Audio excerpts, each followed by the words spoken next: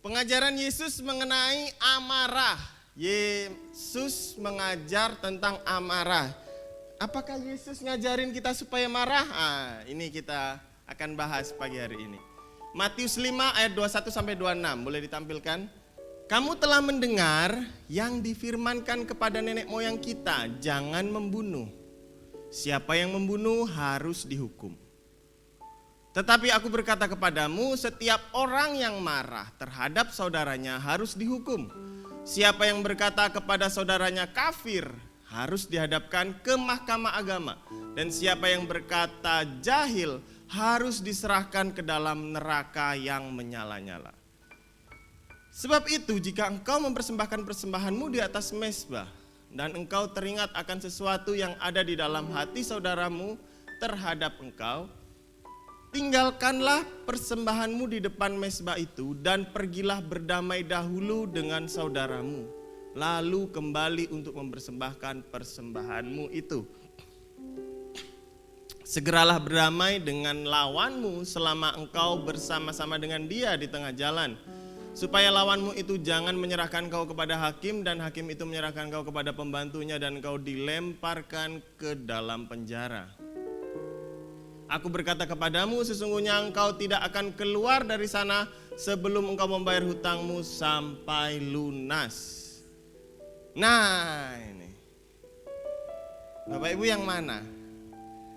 Yang Giant, itu film Doraemon, atau ini film animasi, atau yang ini? Sebelum saya mempersiapkan firman ini, saya tanya ke istri saya kalau marah yang kayak gimana? Kata dia. Kayaknya tiga-tiganya itu saya. Di awal pernikahan kami, awal setahun, 2 tahun, mungkin sampai di atas 5 tahun itu perpaduan kami itu gesekan itu selalu ada. Bagaimana tidak, saya dari Jawa ya Pak Dea, Probolinggo, ketemu istri saya yang orang Batak bapaknya dan mamanya orang asli Kalimantan. Perbedaan bahasa jauh, makanan kesukaan beda. Hal-hal kecil mungkin bisa jadi sesuatu. Jadi apalagi saya punya latar belakang dididik oleh orang tua yang temperamental. Puji Tuhan papa saya sekarang sudah tidak temperamental lagi. Papa saya itu didikan tentara, kakek saya tentara. Jadi mungkin kebawa, beliau mendidik saya karena saya anak pertama. Adik-adik saya agak jauh. Yang satu jarak 8 tahun, yang satu jarak 14 tahun. Jadi jauh. Saya dididik mungkin setengah militer kali ya, jadi agak terbawa. Tapi puji Tuhan dengan seiringnya berjalannya waktu, akhirnya saya bisa mengendalikan yang namanya marah. Kalau emosi itu semua kita punya emosi Bapak Saudara ya. Orang marah biasanya begini ngomongnya. Aku nih lagi emosi nih. Emosi yang mana Pak? Ditanya dulu. Emosi itu, nangis itu juga emosi. Tertawa itu juga emosi. Sedih itu juga emosi. Ekspresi marah itu adalah ekspresi salah satu emosi. Nah, bagaimana kita bisa mengendalikan amarah kita dan Yesus mengajarkan ini pagi hari ini. Lanjut. Pokok penting yang diajarkan Yesus dalam Matius 5 dalam konteks ini, pokok penting dalam 5 ayat ini, itu adalah jangan membunuh. Wah keren. Jangan membunuh ini bukan peraturan yang baru didengar. Tapi sudah tertulis di dalam 10 perintah Allah yang diterima Musa. Ini itu kalau tidak salah hukum ke-6. Setelah hormati orang tuamu, jangan membunuh. Nah ini pertanyaan menarik. Perhatikan bukan saja kepada tindakan atau perbuatan, tetapi juga isi hati yaitu kemarahan. Kemarahan yang sifatnya meledak-ledak dan berurat akar lama dalam hati menjadikan posisi kita harus dihukum. Bapak Saudara, saya dulu awal kali pernikahan saya kalau marah itu memang meledak-ledak. Saya kalau marah itu bisa meledak-ledak dan setelah itu saya kayak orang, kok aku kayak gitu ya tadi ya? Kayak orang lain gitu. Tapi saya belajar dan saya bertobat dan saya meminta maaf sama istri saya. Untung istri saya setia ya. Nggak kayak Pak Sondang kemarin bilang, pulangkan saja. Suara saya tidak sebagus Pak Sondang waktu nyanyi kemarin ya. Kalau Pak Sondang pas nyanyi. Nah, Bapak Ibu Saudara, ketika saya marah, itu saya tidak terkontrol dan ada di belakang otak saya nih kayak sebuah gambaran kalau marah itu kayak gini loh. Kayak ketika mungkin waktu papa saya marah berantem dengan mama saya. Nah itu kayak terbayang, kalau marah itu kayak gini loh. Dan seharusnya itu tidak boleh terulang di dalam kehidupan saya supaya tidak akan terulang lagi di kehidupan Lepin dan Darlin. Dan itu harus diselesaikan. Saya puji Tuhan dikasih kesempatan kemarin pas Desember pulang. Kalau Pak Paris 13 tahun tidak pulang, saya baru 2 tahun Pak. Terakhir 2021 kayaknya saya pulang. Saya pulang dan puji Tuhan keadaan di rumah ya saya bilang secara ekonomi mulai membaik lah daripada ketika 12 tahun lalu. Meskipun pekerjaan papa saya itu seorang Gojek. Dulu beliau kerja di pabrik tapi dipecat 2008, tapi sekarang dia jadi Gojek. Mama saya buka catering di rumah. Tapi apa ya? Sesuatu pencapaian yang belum pernah tercapai ketika mama saya waktu dulu itu kepala sekolah PAUD dan papa saya masih kerja di pabrik, itu lain. Jadi berkat Tuhan itu memang lain, tidak tergantung pekerjaannya. Saya tidak malu saya bilang papa saya itu seorang Gojek, enggak. Mungkin ada beberapa anak muda itu saya bilang ke anak-anak muda, jangan pernah malu dengan apapun pekerjaan ayahmu, pekerjaan papamu, mamamu, enggak, jangan malu. Papamu apa? Petani Pak. Papamu apa ini? Jangan pernah malu dengan pekerjaan orang tua. Dan berkat Tuhan itu tidak pernah sama. Misal begini, kalau seorang PNS pasti ekonominya bagus keluarganya. Tidak. Meskipun mungkin seorang PNS dapat gaji bulanan oke, tapi berkat Tuhan itu bukan dari PNS-nya.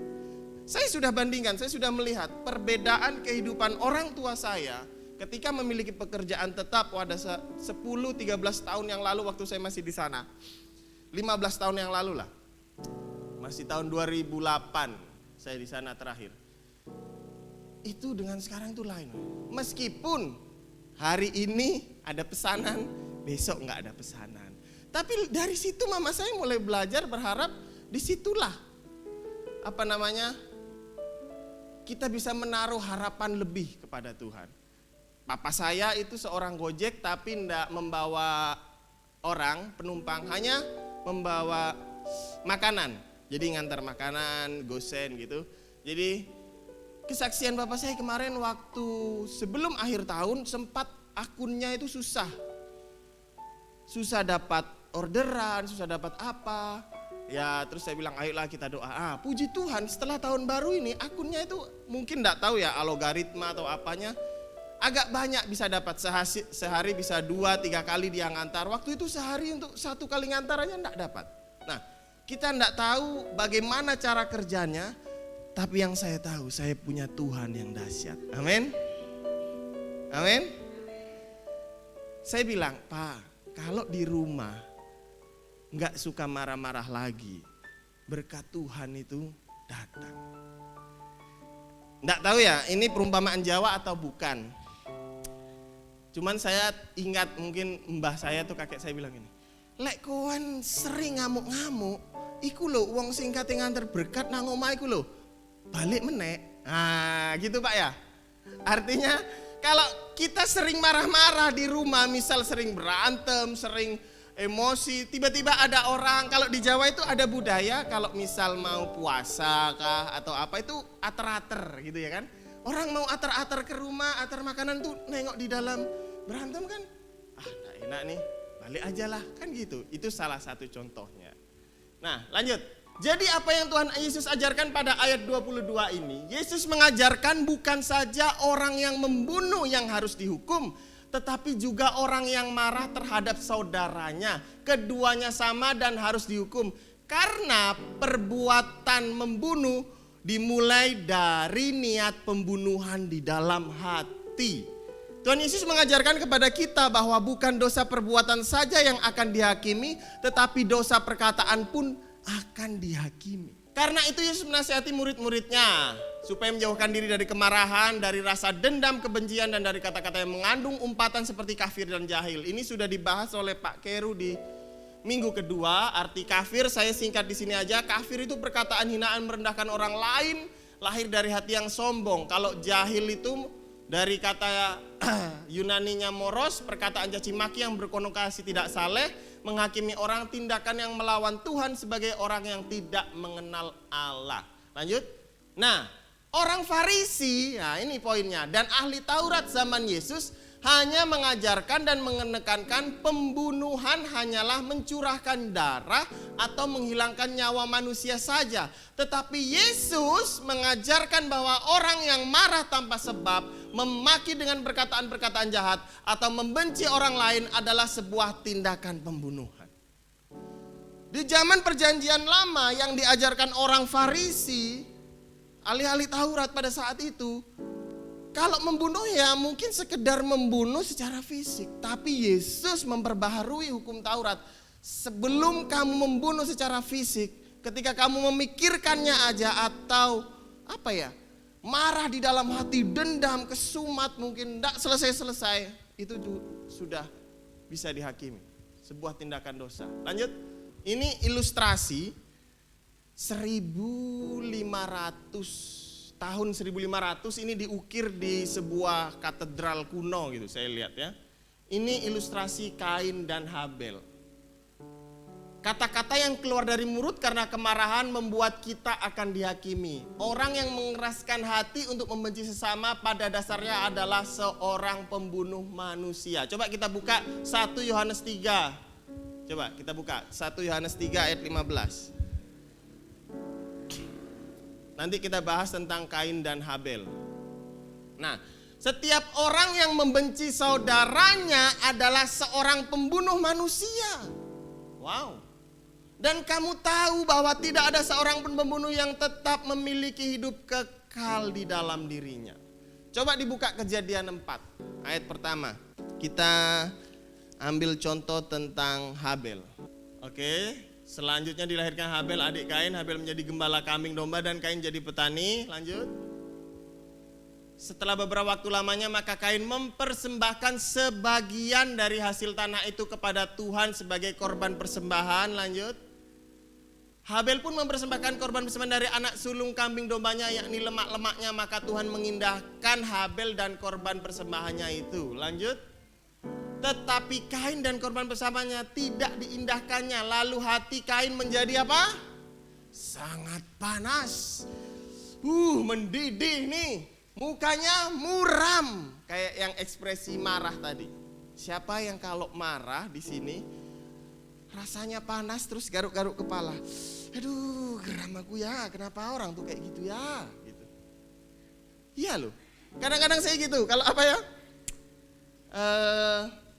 misal nyetir mobil, tiba-tiba di serobot, gimana dia? Ada SIM enggak sih dia? Saya suka bilang gitu sama istri.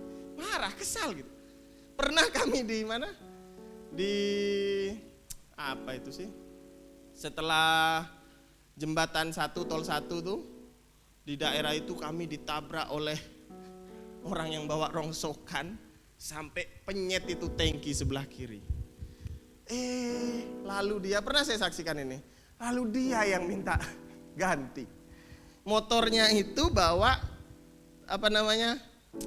rongsokan besi di belakang, jadi tidak bisa ngerem mendadak gitu kayak. Nabrak dia, pruak. Ternyata orang Jawa.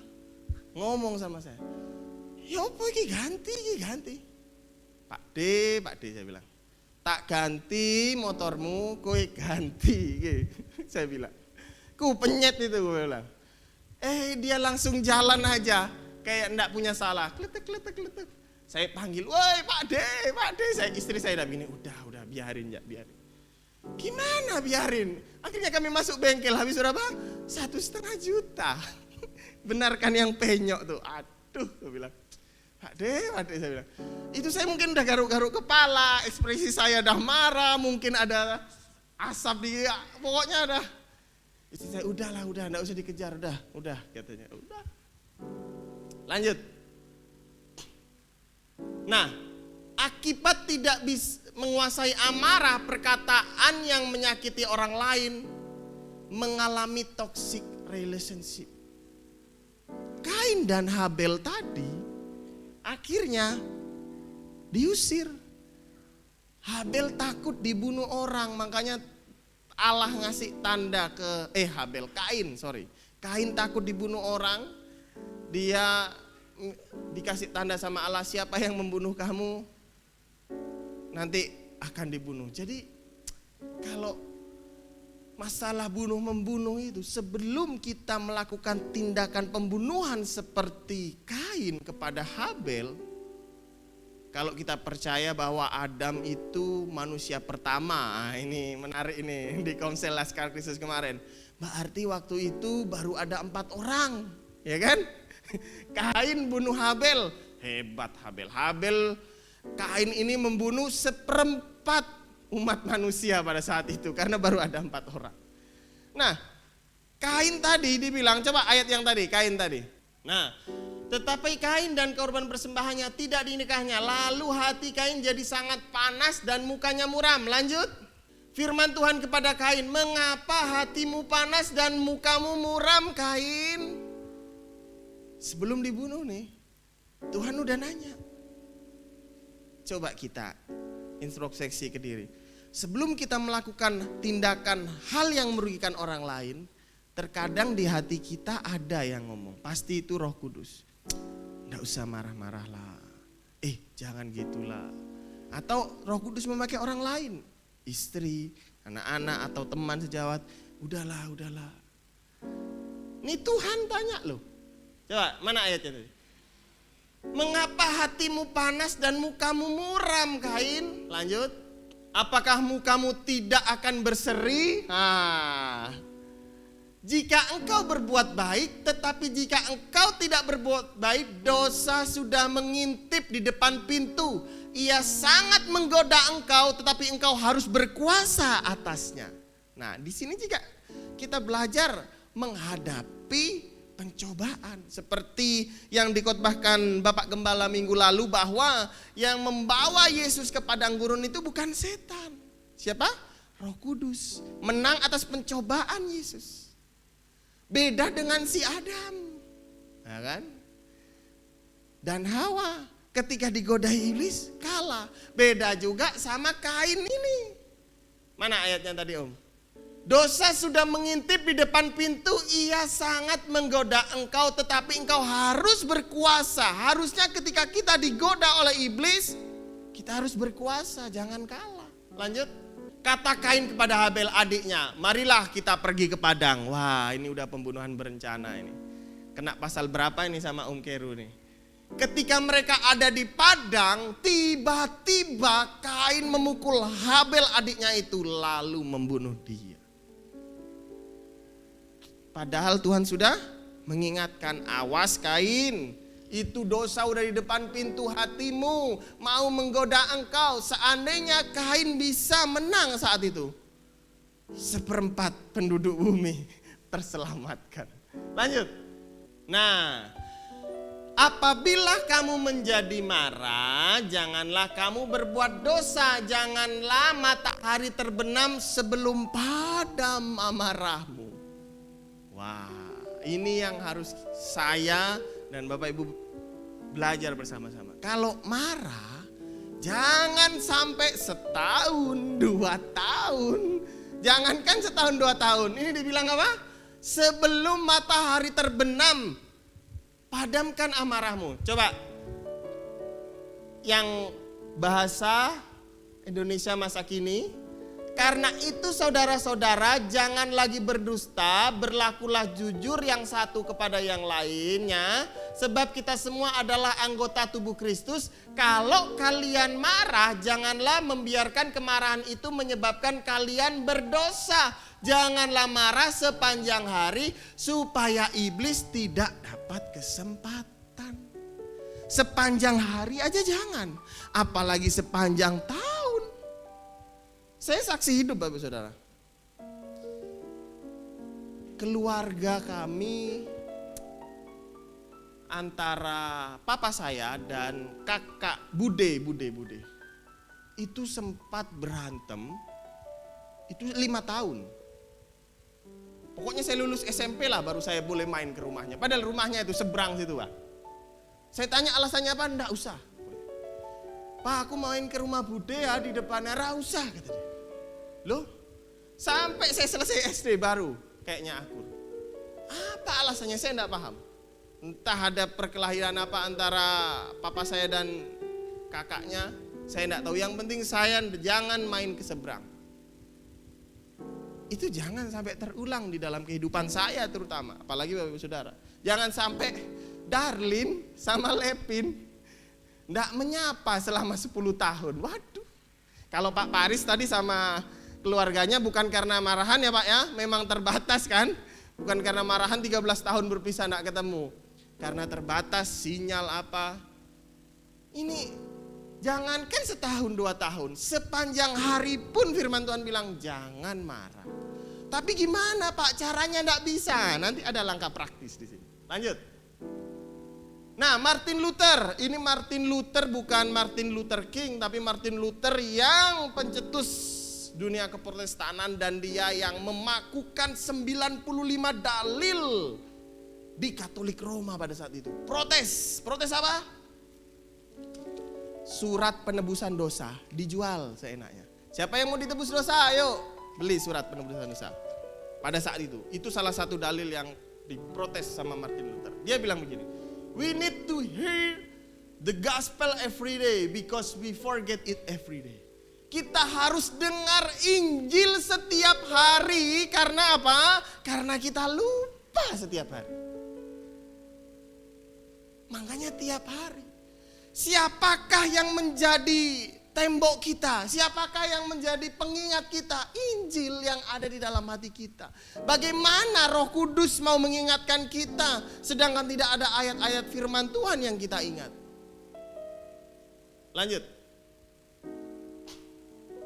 Pastor Timothy Keller, Tim Keller meninggal setahun yang lalu kayaknya, kanker pankreas di New York City. Dia bilang begini, definisi penguasaan diri adalah kemampuan untuk mengenali dan memilih hal yang penting di atas yang urgent. Hal yang penting di atas yang urgent.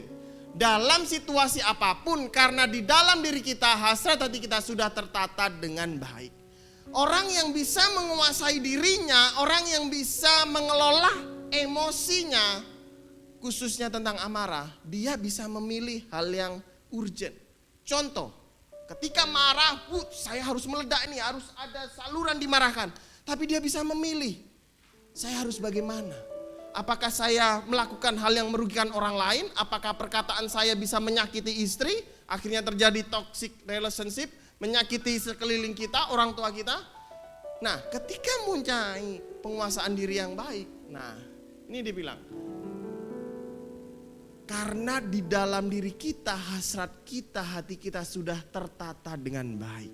Bagaimana bisa hati kita tertata dengan baik? Caranya itu tidak bisa instan. Harus day by day, kata Martin Luther tadi. Harus mendengarkan Injil setiap hari, karena kita lupa setiap hari. Lanjut. Nah, Amsal 25 ayat 28. Orang yang tidak dapat mengendalikan diri adalah seperti kota yang roboh temboknya. Orang yang tidak dapat menguasai dirinya seperti kota yang telah runtuh pertahanannya. Ini ayat yang sama tapi terjemahan yang berbeda. Bapak Ibu saya lihatkan itu kota runtuh ini, tembok Yerusalem yang runtuh, ilustrasi pada zaman Nehemia. Nehemia itu juru minuman di tempat perantauan, di raja lain. Lalu ada kawannya dari Yerusalem datang. Lalu dia tanya, gimana kabar Yerusalem? Aduh, Yerusalem itu sekarang temboknya dah hancur, dah runtuh. Nehemia itu nangis sejadi-jadinya berhari-hari sampai Nehemia bangun kembali itu tembok reruntuhan itu. Saya pikir kenapa Nehemia ini lebay, benar. Tembok runtuh aja. nangis berhari-hari, tembok Yerusalem runtuh. Ternyata Bapak Ibu Saudara, pada zaman dahulu tembok yang di depan sebuah kota itu menjadi sarana pertahanan yang baik. Mungkin sekarang ya kan, sekarang enggak perlulah kita tembok tinggi-tinggi. Ada alat teknologi canggih ya. Kayak mungkin waktu itu Israel punya apa gitu, dom apa jadi penangkil misil lah, enggak tahu lah. Tapi kalau zaman dulu itu tembok kota itu melambangkan pertahanan. Lanjut, langkah pertama nih, mulailah melibatkan Tuhan dengan berdoa. Intensional kan, arahkan hati pada cintanya Tuhan. Maksudnya begini, ketika kita mengalami hal-hal kemarahan, hal-hal emosi yang tidak terkendali, kita harus meningkatkan secara intensif setiap hari memiliki cinta kepada Tuhan. Istri kita masih bisa mengecewakan kita. Suami kita juga masih bisa, karena masih manusia. Hanya Tuhan yang tidak pernah mengecewakan kita. Amin. Tuhan tidak pernah meninggalkan kita. Amin. Cara langkah praktis yang pertama, naikkan, cari Tuhan. Misal kita ada jam sehari itu doa 5 menit. Nah, naikkanlah 10 menit, naikkanlah 15 menit, naikkan. Tapi bukan masalah jamnya yang naik, tapi ternyata tidur di jam doa, bukan. Kualitas dan kuantitasnya juga perlu dinaikkan. Amin. Kalau kita bisa, ini pernyataan Pak Gembala yang saya kutip. Kalau kita bisa scroll HP di Facebook, di TikTok 30 menit, masa kita enggak bisa doa 30 menit? Kan gitu. Berdamai adalah kehendak Allah, jadi kita memerlukan kasih karunia-Nya, safe talk, safe dialog, karena Allah sanggup melakukan di hati kita dan di hati orang lain keinginan untuk berdamai sehingga terjadi rekonsiliasi. Gimana sih caranya, Pak? Saya itu kepengen mengampuni dia, tapi rasanya sakit banget, saya masih marah. Ini dia, safe talk atau safe dialog. Ambil waktu berdiam diri, ngomong sama diri sendiri, kenapa saya melakukan hal seperti itu? Ngomong sama diri sendiri, ngomong sama Tuhan, itu lebih baik. Daripada kita udah berantem sama istri di rumah, ya kan? Ketemu kawan di sekolah, cerita, aku tadi berantem sama istriku di rumah. Oh iya Kak, kenapa? Itulah gara-gara kopi. Ngapa kopinya? Dikasih garam bukan dikasih gula. Nggak maulah aku minum. Waduh, lalu ada kawan kantornya. Sinilah Mas, saya buatkan kopi yang manis. Ini aku enak nih bikin kopi yang manis. Wah, nggak ulang dia minum kopi di situ. Kopi di rumah di istrinya ditinggalkan. Nah, jangan ketika ada masalah. Nah, ini saya sangat terberkati dengan khotbah Bapak Gembala kemarin waktu ibadah pemberkatan ya. Keras Bapak Ibu Gembala bilang, jangan sampai orang tua itu cawe-cawe. Bahasanya gitu orang Jawa. Ojo cawe-cawe karo masalahnya anaknya. Kan gitu. Jangan cawe-cawe, biarkan mereka mandiri, mereka selesaikan masalah sendiri. Puji Tuhan Bapak Saudara, saya sudah 8 tahun menikah. Saya enggak pernah sama sekali ngadu gitu loh ke orang tua saya yang di sana. Kalau orang tua istri kan dekat, memang kami tinggal serumah. Orang tua saya yang di sana, Pak, aku tadi berantem Pak. Bahkan anak saya sakit, ini lucu nih. Kesaksian, Lepin itu kepalanya bocor Bapak Saudara. Bocor, luka di sini. Sebelum pulang kampung kami kemarin. Mbahnya enggak tahu. Saya enggak pernah bilang, pokoknya ada hal-hal yang sakit atau apa. Kalau udah sembuh baru saya cerita. Mah, kemarin Lepin sakit tapi sembuh. Tapi untuk hal ini saya enggak cerita. Karena apa? Saya juga pernah bocor di sini Bapak Saudara. Jadi saya bilang sama Lepin, sama nak, anak laki-laki harus kayak gitu kata aku bilang. Dia enggak sengaja. Jadi saya ada jahitan juga di kepala, Lepin juga ada. Tiba-tiba sebelum pulang kemarin, pas video call, waktu Lepin habis potong rambut, neneknya tuh lihat, loh kok enggak tumbuh di sebelah situ, sebelah sini kan sebelah. Iya, kemarin bocor 3 jahitan. Waduh. 3 jahitan, saudara. Tadi dia main lalu jatuh, kepalanya terbalik ke bawah, 3 jahitan. Enggak apa-apa, Pin. Itu kenangan, papa pun punya, gue bilang gitu kan. Tapi saya enggak pernah sama sekali ngomong sakit apa, enggak. Ke orang tua. Dan saya percaya, itu salah satu kunci. Ketika kita berantem dengan istri di rumah atau dengan orang tua kita, enggak usah ngomong kemana-mana. Self talk atau self dialog sama diri sendiri, sama Tuhan. Selesai. Susah Pak? Ya susah memang. Susah mengendalikan diri Pak? Iya susah memang, ya belajar, sama. Saya pernah di titik itu. Bukan artinya saya sekarang sudah bebas, tidak pernah marah-marah kayak meledak-meledak. Ya puji Tuhan sudah tidak pernah, intensitas itu sudah tidak ada. Tapi saya belajar itu. Lanjut. Amsal 16 ayat 7. Ini 3 terjemahan yang berbeda. Jikalau Tuhan berkenan kepada jalan seseorang, maka musuh orang itu pun didamaikannya dengan dia. Jikalau engkau menyenangkan hati Tuhan, nah kuncinya di Tuhan. Musuh-musuhmu itu bisa dijadikan kawan. Apabila hidup seseorang menyenangkan Allah, maka Allah membuat musuhnya sekalipun bisa berdamai dengan dia. Pak, gimana ya caranya ya supaya musuh saya itu bisa minta maaf sama saya? Atau saya pun mau ketemu sama dia. Orang saya nengok mukanya aja enggak mau, tapi saya kepengen. Gimana caranya? Datang kepada yang punya hati. Siapa yang menciptakan hati dia? Hati saya, hati kita semua siapa? Tuhan. Tuhan yang bisa merubah. Amin. Mungkin dengan kekuatan kita enggak bisa. Tapi dengan kita minta sama Tuhan, Tuhan tolong berikan hati yang damai di saudara saya yang sedang berantem sama saya atau dalam hati saya. Selesai. Lanjut. Langkah kedua. Kata Yesus dalam ayat 24, pergi dan berdamai. Ingat, setelah berdoa itu ada langkah iman yang perlu kita lakukan. Apa? Pergi dan berdamai. Dari perkataan Yesus ini kita terapkan 2 hal. Ambil keputusan untuk menyelesaikan secara pribadi dengan Tuhan, dengan cara mengakui bahwa di dalam hati kita ada kemarahan dan meminta pengampunan dari Tuhan.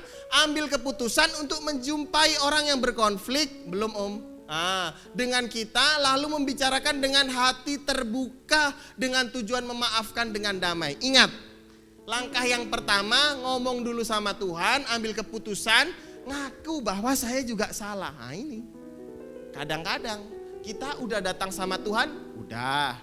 Tapi pas datang sama Tuhan ngomongnya, Tuhan saya tuh enggak salah loh, dia yang salah. Udah, Tuhan bingung. Jadi kamu mau diberesin apa enggak? Ngaku dulu salahmu. Iya Tuhan, saya salah. Saya salah begini-begini. Tolong ampuni saya. Nah setelah itu punya tindakan ketemu sama dia, ngomong minta maaf. Ingat ya, setelah ketemu itu tujuannya untuk apa? Minta maaf, bukan bikin masalah lagi. Udah damai di rumah, ketemu sama orangnya lalu seharusnya kamu enggak begitu loh. Nah lain yang di rumah, lain pas ketemu orang.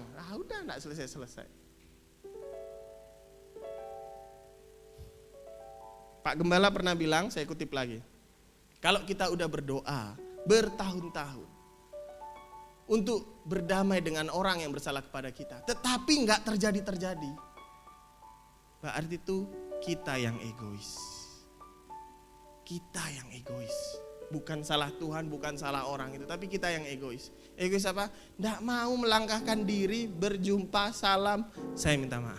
Lanjut, manusia dalam dosa itu bersalah. Tapi kalau manusia udah di dalam Kristus itu dibenarkan. Bukan jadi benar, tapi dibenarkan. Bukan orang benar. Nih, perlu dipahami. Manusia tidak ada yang benar. Manusia tidak ada yang sempurna. Bahkan manusia tidak ada yang bisa masuk surga. Tapi karena Kristus dibenarkan. Yang dosa dikuduskan karena Kristus. Yang kehilangan kemuliaan Allah dijadikan serupa dan segambar karena Kristus.